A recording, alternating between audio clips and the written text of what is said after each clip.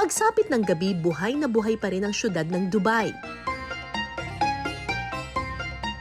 Iba't ibang atraksyon ang nananatiling bukas, kabilang ng mga kainan.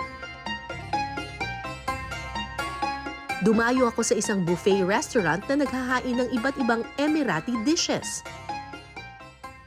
Pero hindi lang masasarap na pagkain ang matitikman dito,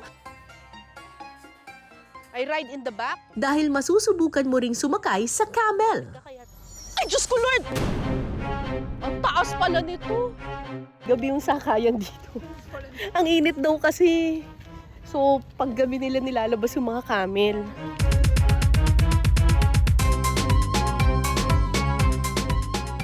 Ala, uupo na. Diyos ko, Lord. Ay, Diyos!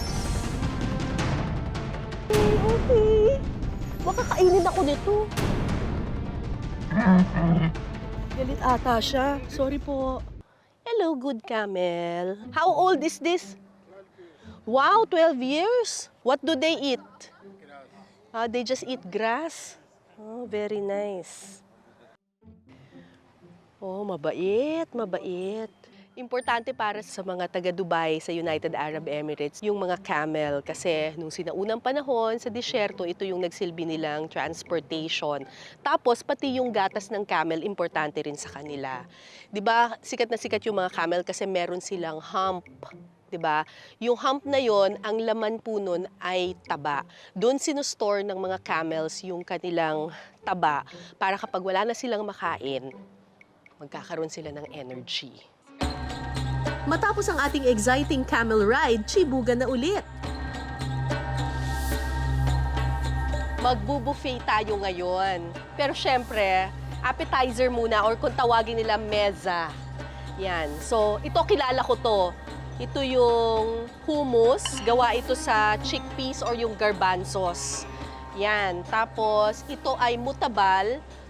Creamy siya. Gawa ito, if I'm not mistaken, sa talong or eggplant. Tikman nga natin itong seeds na to. Sarap. Watermelon with feta cheese. Grabe, ang dami nilang mga gulay. Tapos ito yung kanilang mga cheeses. Iba't ibang uri ng cheese. Kumuha nga tayo nito.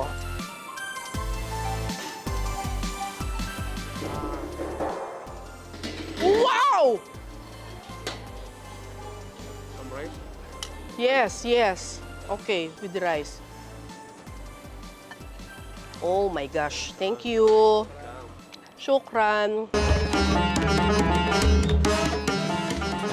What's that? Lamb. It's under the ground. 7 hours for the cooking. Slowly cook under the charcoal. 7 hours under the ground? Wala, ay! Oh my gosh! Oh my gosh, can I have? Wow! Very good! Very good! Ang sarap nung lamb. Super duper lambot niya. Tapos usually yung lamb minsan may aftertaste siya, pero ito wala.